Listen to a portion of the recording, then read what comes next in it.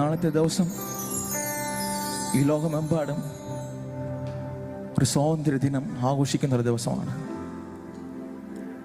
എങ്കിൽ ക്രിസ്തുവിൽ ജനിച്ച ഒരു പൈതലിന് പറയാൻ പറ്റും, എൻ്റെ സ്വാതന്ത്ര്യം എനിക്ക് എൻ്റെ കർത്താവ് തന്നതാണ്. ആമേൻ. നമുക്കറിയാം, നമ്മുടെ ഈ സ്റ്റേജിലായിരിക്കും നമ്മൾ ഓരോരുത്തരും, നമുക്ക് വലിയ പ്രായങ്ങളൊന്നുമില്ല. 30-30-നകത്തും പ്രായമുള്ളവരെ ഞങ്ങൾ ഇതിനകത്തുള്ളൂ. ഒരുപക്ഷെ നമുക്കും ഈ ലോകമോഹങ്ങൾ തേടി നമുക്ക് പോകാൻ പറ്റുമായിരുന്നു. പക്ഷേ നമ്മൾ അവിടെ നിന്ന് മാറ്റി നിർത്തിയത് നമ്മുടെ കർത്താവായ യേശുവാണ്. നമുക്കൊരു യോഗ്യതയുമില്ല. ആ യോഗ്യതയുമില്ലാത്ത സ്ഥാനത്താണ് ഞങ്ങൾ ഇവിടെ നിൽക്കുന്നത്. ഇവിടെ ആയിരിക്കുന്ന ഒരുപാട് മ്യൂസീഷ്യൻസ്മാരുണ്ട്. അവർക്കൊക്കെ വേണമെങ്കിൽ ഈ പ്രായത്തിൽ സെക്കുലർ ഫീൽഡുകളിലും ഓരോ ഫീൽഡുകളിലും അവർക്ക് ഇറങ്ങാം. പക്ഷെ അവരിന്ന് നിൽക്കുന്നത്, അവിടെ നിന്നെല്ലാം വിട്ട് അവരെ തേടിയ ഒരു സ്നേഹമുണ്ട്, അവരെ മാനിച്ച ഒരു കർത്താവുണ്ട്. ഞങ്ങളെ ലൈവിൽ ശ്രദ്ധിക്കുന്ന, ഞങ്ങളിവിടെ ആയിരിക്കുന്ന ശ്രദ്ധിക്കുന്നവർക്ക് എന്ന് പറയട്ടെ, ഒരുപക്ഷെ നിങ്ങളായിരിക്കുന്ന സ്ഥാനങ്ങളിൽ നമ്മൾ ചിലപ്പോൾ ഒറ്റപ്പെട്ടിട്ടായിരിക്കാം നിൽക്കുന്നത്. ഒരുപക്ഷെ നമ്മുടെ കൂടെ ആരും ഉണ്ടാവത്തില്ല. പ്രയാസങ്ങളുടെയും പ്രതിസന്ധികളുടെയും ഇടയിൽ ആയിരിക്കുമ്പോഴും നമ്മുടെ കാത്തുപരിപാലിക്കുന്ന ഒരു കർത്താവുണ്ട്. ഞാൻ എൻ്റെ അനുഭവമാണ് പറയുന്നത്. ഇത്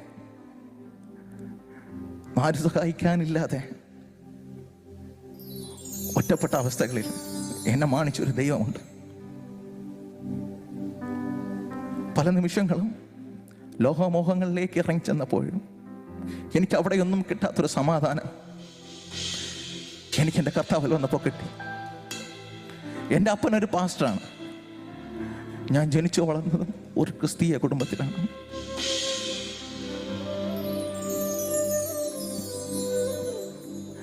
കുഞ്ഞുനാൾ മുതലേ കർത്താവിനെ അറിയുകയും കർത്താവിനെ പഠിക്കുവാനും എനിക്ക് കഴിഞ്ഞു. പക്ഷെ വളർന്നു വരുന്ന സമയങ്ങളിൽ അവിടെ നിന്നെല്ലാം മാറി ലോകമോഹങ്ങളിലേക്ക് ഇറങ്ങി പലതരമായ തെറ്റുകുറ്റങ്ങളിലേക്ക് പോയി. അവിടെയാണ് എൻ്റെ സന്തോഷമെന്ന് ഞാൻ കണ്ടു.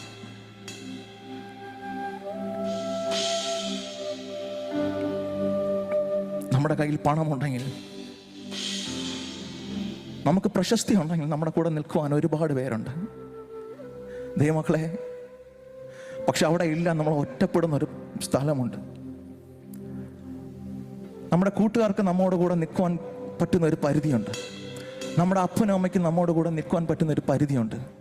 ആ ഒരു പരിധി കഴിയുമ്പോൾ നമ്മൾ ഒറ്റയ്ക്ക് നിൽക്കേണ്ടി വരും. അവിടെ നമ്മുടെ താങ്ങുന്ന അത് ഒരുവൻ മാത്രമേ ഉള്ളൂ. അത് നമ്മുടെ കർത്താവായ യേശു ക്രിസ്തുവാണ്. Praise the Lord. ചില നിമിഷങ്ങൾ കൂടെ കർത്താവിനെ സ്തുതിക്കാമോ? ഒരുപക്ഷെ നിങ്ങൾക്ക് ലോകം പല സുഖങ്ങളും സൗഭാഗ്യങ്ങളും തന്നേക്കാം. ഈ ലോകം നമുക്ക് ഒരുപാട് നന്മകൾ തന്നേക്കാം. പക്ഷെ അതിനപ്പുറം ഇതെല്ലാം വിട്ട് നമ്മൾ പ്രിയന്റെ രാജ്യത്തിലേക്ക് മടങ്ങി പോകുന്നൊരു ദിവസമുണ്ട്.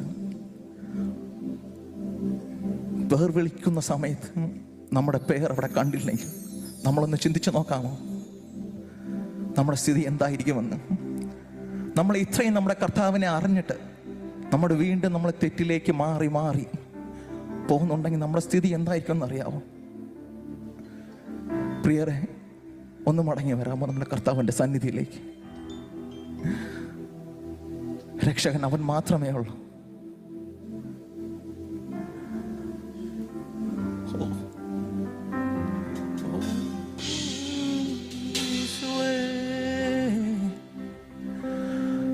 സ്തുതിക്കുന്നു പിതാവേ, സ്തുതിക്കുന്നു പിതാവേ, സ്തുതിക്കുന്നു പിതാവേ. നീ ചെയ്ത നന്മ സ്തുതിക്കുന്നു പിതാവേ.